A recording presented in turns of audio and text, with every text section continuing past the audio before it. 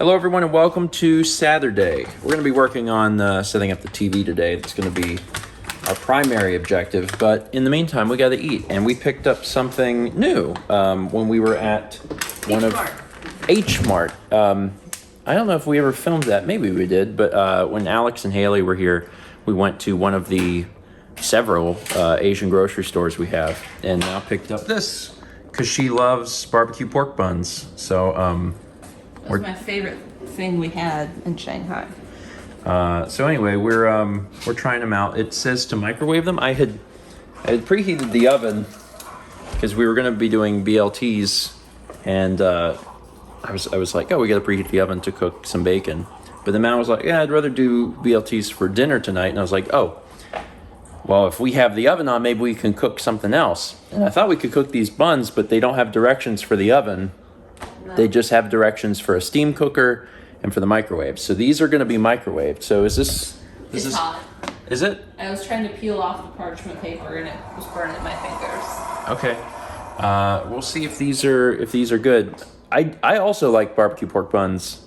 So I hope they're good. That would be a really fantastic quick way to get some.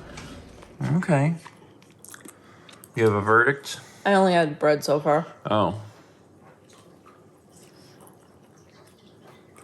That was also only bread.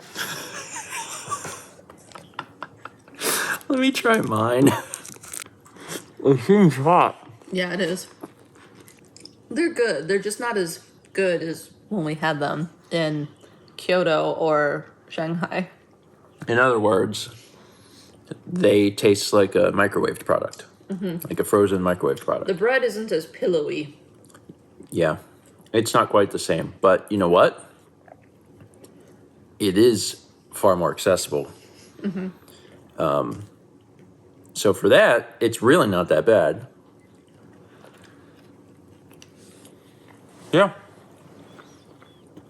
Oh, I would get this again. Mm-hmm. You like paper, buddy? He likes the noise. You like the noise? Crinkle. Yeah, that's why tinfoil never worked for them. That's a common thing, is they say if your cat's jumping on stuff that you don't want them to jump on, to put tinfoil down. And that might work for most cats. It never worked for a second in cat because they were like, this noise is great. Anyway, so we built, Mal mostly built, the calyx. And then there's also these feet, so it can be raised up off the ground a little bit. And it's actually quite a bit taller than we expected. Yeah. It was, see, in our heads, I was thinking, well, we definitely want to make sure that it's pretty far off the ground, because one of the things that you run into is the camera needs to be a particular height, because the camera needs to, more or less be eye level with you while you're sitting on the couch.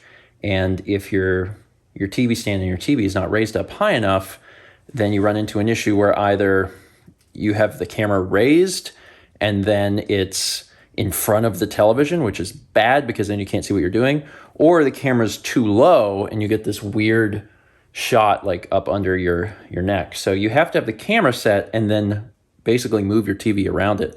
The other TV stand was never tall enough, so we had big rocks, big stones that the TV stand stood on.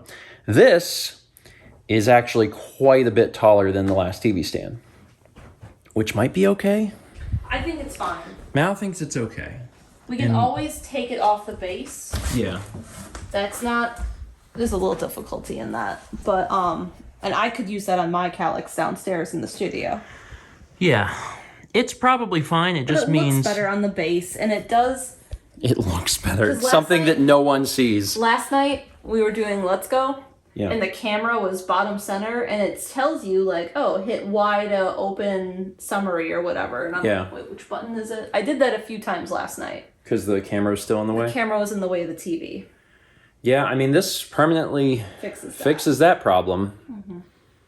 Mm-hmm. And I guess because we're sitting so far back from the television, it's not as bad. Yeah, if we were a little closer, then we would be like looking up, which would not be good. But because we're sitting so far back, I think it would be minimal. And again, we can change our minds. So maybe we'll just set it up like this.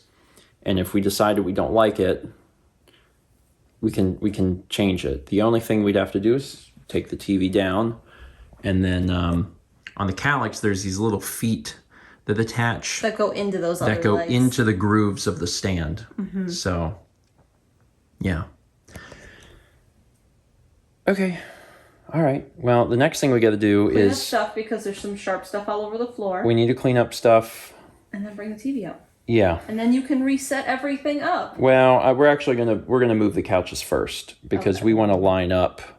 We want to line up stuff for here. So here is the new resting place for this television, and it might move a little bit, but this is where it is, and we'll put the the DDR pad in front of it. And now we have a place to play DDR. But you are probably more interested in the new TV. Let me show you it. I'm going to start by saying that this was an extremely traumatic experience. New televisions are traumatic. What I mean by that is, let me start by showing you this. Do you see how stupid thin? I don't even know if I can show. I need to try and get focus on this. Here we go. There we go. Do you see how stupid thin this display is? It's very thin, and you might be saying, "Oh, that's really cool."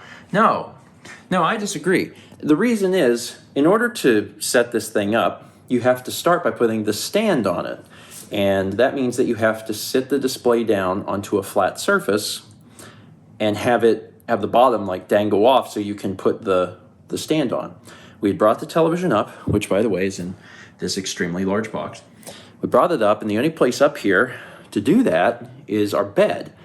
So we moved it in there. We put the display onto the bed, and in the directions it's like, hey, don't grip the screen, man. It doesn't want you to pinch it. It doesn't want you to pinch it. So you're like trying to be very gentle with this screen. We got it laid down. We got the stand on. And then we're like, how do we get this up? Because the stand is super heavy. And when you go to lift the front, the top of the television, the whole thing bends. Flexes. It flexes because it's so thin. And to me, I'm just like, why even make it this thin? What is the point? I don't even understand. And like, why does it matter? Why does it matter to make it this thin? This part's got to be thicker. Just make the whole thing thicker. I mean, Mal and I were having a little breakdown over like, oh my God, how do we get this thing off the bed? It lives on the bed now. Yeah, it was awful. The whole experience was awful. And then when we finally managed to pick it up in a way that we thought wasn't going to completely break it, and then we had it in our hands, we're like, oh God, oh God. And then we waddled out here, and then trying to sit it up here was a whole thing. I'm weak. It's fine. It's fine. But we did it. We did it. Now I got to tell you, having done it, I do kind of feel like maybe it was a little taller than I wanted. Like maybe it didn't need the stand. But the good news is that, where we've had the camera set up, it completely clears the camera. So that's good. It's been something that has bothered me. Yeah, so it's not in the way of the camera at all. And, we're sitting far enough back that, it's not like you have your head cranked way up here. I mean, you just have to look up a little bit. So maybe it's fine. I won't really know until we actually use the TV and do some gaming and stuff on it. But we should probably at least turn it on to make sure that, it's not broken or anything. This remote looks ridiculous. Okay. Power on. Is it doing? Yeah, the light blinked. And I heard it click. WebOS. Okay. Does that little symbol mean do not unplug? I think so. I wasn't going to unplug it, so it's good. It wants to do setup. It probably is going to want to do internet connection, firmware updates because we live in hell. I have a switch already next to it, so let me... On your remote. I will in a second. Let me hook up a LAN cable to it. Sorry, I just want to show that this is insane because it's literally a mouse. And also, it has a scroll wheel. This is the most ridiculous thing I've ever seen. Also, I can just about guarantee you, like every other TV remote, it'll be dead. It'll be dead in a short time. New York, I guess. So one of the reasons I had got this TV is it's recommended for gaming because it has such a small amount of lag. There's actually less than a frame of lag when you are in game mode. And apparently it turned game mode on automatically when I connected the PS5, like it just knew. But there's also other features because you can change it. It has like set defaults depending on the genre. So there's RTS, RPG, and FPS besides standard. And then you can adjust a bunch of other little things. It just seems comical to me. I don't know. It's kind of funny, the fact that there's all this little control. But the reason that I chose it was, I mean, it's a nice display. It supports 4K 120, so it's set for, the future, right? Because there's not many games that support 4K 120, at least on console, but there are some, or at lower resolutions especially, you can do 120 frames. So that's neat. And then also, I was talking about the other day when I did the vlog where I first got the TV and it was delivered, but the C1 supports a bunch of like really weird oddball resolutions, so it's good for hooking up older consoles as well, and it'll actually support them. This is also the first time that we've ever done any sort of gaming on an HDR display, because I have an HDR monitor, but I've never done any gaming on it because the lag is really bad. It's not for gaming, it's for post-production. And I want to boot up something and just play a game in HDR because I've never done that before. We had to turn the lights off to try and get the full effect. But man, that is a very pretty display. This is easily the nicest display that we've ever had. Oh yeah, you get like messages. You get messages and stuff on the thing. This is wild, man. This is crazy. The other thing is, I think this is a pretty good size display for the room, because the one that we had before, I checked on the back, was 42 inches. So we went from 42 inches to 65.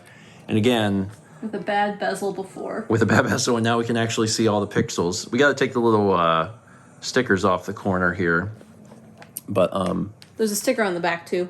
Yeah, but I think it looks good in the room, and I think that it will be fitting for, if we have multiple people up here on the couch to play games, that we can all see the television, and that's going to help a lot. So I'm excited about that.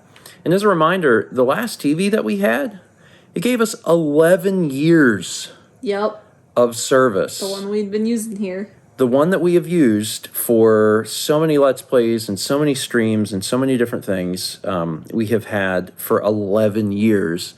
And, for all the problems that it gave us, ultimately, it's been a great TV. And it still works. We're still going to use it. But it is really nice to have, like, a sizable update that not only is better suited for the size of this room, but then also for the increasing technology that is happening. So yeah. Oh, you blew up that car. Dear God, I barely hit it on anything. You were going about 70. Maybe. Yeah, maybe.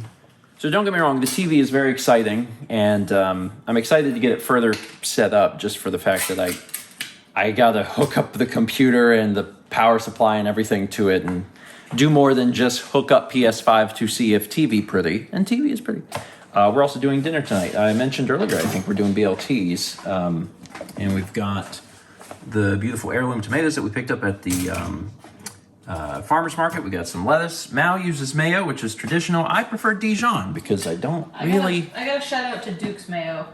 Why is that? That's like a Southern Carolina thing, is Duke's. It is, in particular. Yeah. I like Kewpie, but Duke's is pretty good. I don't really like mayo. And the bacon will be done momentarily. We're also doing asparagus, which looks good. And we got some Italian bread, which mine is still... Oh yeah, that looks great. Yeah, you like yours a little more. Well, I do. I don't think you toast yours enough. I mean, it's subjective, right? I mean, you do actually have some... There's sometimes that Mao does her toasting, and then there's not even any brown on it. Which is perfect. Is that perfect? Mm-hmm. See, I think... No. I can't pull it out with one hand. See, I think this is perfect. I think this is in my opinion, that's what toast should look like. But also, does it matter? No, it doesn't. If you like it like that, then you go for that. And if someone wants to eat it really, really dark, that's fine too. Man, those tomatoes have so much flavor. Mm-hmm. They're really good. Mm-hmm. Wow. Man, that's good. That is a really good sandwich. So simple, but so good. Asparagus is good too. I'm gonna go ahead and end off tonight. Thank you all so much for watching. We're gonna do Broken Picture Phone tonight, and actually Carly is gonna be a part of it, which is exciting because I don't believe she's ever been a part of Steven and Friends. Mm-mm. But she wanted to join, and when Mal was in Wisconsin last week and talked to her, she wanted to be a part of it, and we were like, of course. Because she watches it, Mm-hmm. So now she'll actually be a part of it. So that should be a fun way to end the evening. Hopefully that goes well. Let's meet back tomorrow, shall we?